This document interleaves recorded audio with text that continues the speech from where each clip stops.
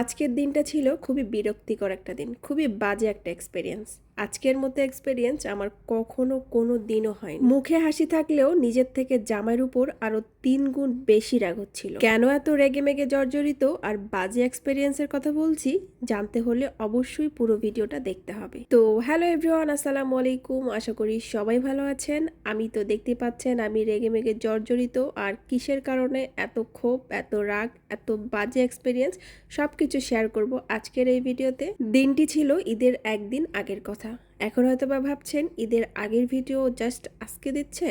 হ্যাঁ, এরকম আরো অনেক অনেক অনেক ভিডিও আমার ফোনে জমা হয়ে আছে, যা এডিট করার অভাবে আমি আপলোড করতে পারিনি। তো এখন দেখছি যে অনেকগুলো ভিডিও জমা হয়ে আছে, তাই ভাবছি ধীরে ধীরে সব ভিডিও এডিট করে আপনাদের সাথে শেয়ার করব। বাসা থেকে বেশি দূরে না, প্রায় আধা ঘন্টার রাস্তা। তো আমরা এসেছি আজকে নাখিলে, খুবই ইম্পর্টেন্ট একটা কাজে।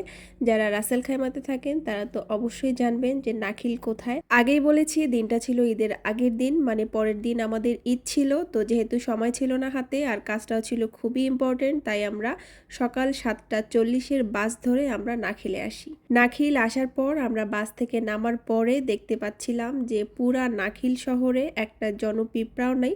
সমস্ত দোকানপাট, খাবারের দোকান, শপিং মল সব কিছু বন্ধ ছিল।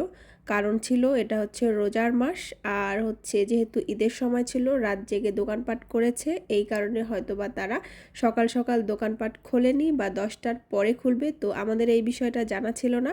আমরা ভাবছিলাম যে যেহেতু আমাদের হাতে বেশি সময় নাই, সময়ের অভাব, তাই আমরা সকাল সকাল চলে গিয়েছি। আর সকাল 7:40-এ যাওয়া মানে কি আরও 1 ঘন্টা আগে ঘুম থেকে উঠে যেহেতু সময়টা ছিল রোজার মাস, তো সকাল সকাল একটু দেরি করেই ওঠা হয়। তো আপনাদের ভাইয়া আমাকে জোর করে সকালবেলা উঠিয়ে নিয়ে গেছে। তো আমি বলছিলাম যে রাতের গাড়িতে যাই, রাতে যাই। তো সে বলছিল যে না, সকালেই যাইতে হবে। আর যাওয়ার পরে যখন দেখি যে সমস্ত দোকানপাট বন্ধ, একটা মানুষ পর্যন্ত নাই, তখন তো আমি তাকে টুকটাক মেডিসিন দেওয়া শুরু করছিলাম। তো যাই হোক, আমরা যাওয়ার পর দেখি যে সমস্ত দোকানপাট সমস্ত কিছু বন্ধ ছিল। তো তারপর আমরা অনেকক্ষণ হাঁটাহাঁটি করার পর কি করব, যেহেতু টাইম পাস করার মতো কিছুই ছিল না। তো আমাদের সাথে বাসে যারা যারা গিয়েছে সবারই একই অবস্থা, সবাই শুধু হাঁটাহাঁটি করছিল। তো আমরা প্রায় 2 থেকে আড়াই ঘন্টা হাঁটাহাঁটি করার পরে, চারপাশে ঘোরাঘুরি করার পরে একটা জায়গা পেয়েছি। তো সেখানে আমরা এই তো দেখতেই পাচ্ছেন বসে বসে টাইম পাস করছিলাম, ফোন দেখছিলাম। তো ওয়েট জিনিসটা কিন্তু খুবই খারাপ, মানে অপেক্ষা করতে কারোরই মনে হয় ভালো লাগে না। তো আমরা যে বসে আছি, সময় একটুও যাচ্ছিল না। তো বাধ্য হয়েছিলাম আর কি, কিছু করার ছিল না। আশেপাশে অনেক শপিং মল ছিল, অনেক ছোট ছোট দোকানপাট ছিল। তো কিছুই যেহেতু খোলা ছিল না, বারবার যাচ্ছিলাম, দেখছিলাম যে কী অবস্থা, খুলছে কিনা। তো আমরা এখানে অনেকক্ষণ বসে থাকার পরে, অনেকক্ষণ টাইম পাস করার পর, তো আমরা হচ্ছে আবারও হাঁটা শুরু করে দেই। আর দেখতেছিলাম যে চারপাশে যে কোনো দোকানপাট খুলেছে কিনা, যেখানে গিয়ে একটু টাইম পাস করব। তো হুট করে একটা দোকান চোখে পড়ে, যে দোকানটা খোলা ছিল, মানে জাস্ট ওপেন করেছে।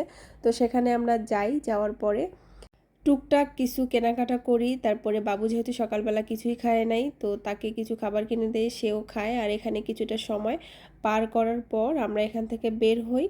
তো হওয়ার পরও দেখতে পাচ্ছেন যে আমরা মানে যেই কাজের জন্য গেছি সেই কাজের দোকানপাটগুলো এখনও খোলে নাই। তো কি আর করার, এখানেই তো বাদাম টাদাম চানাচুরের ভিডিও করে নিচ্ছিলাম। তো সব কিছু মিলেই দিনটা ছিল খুবই বাজে একটা দিন।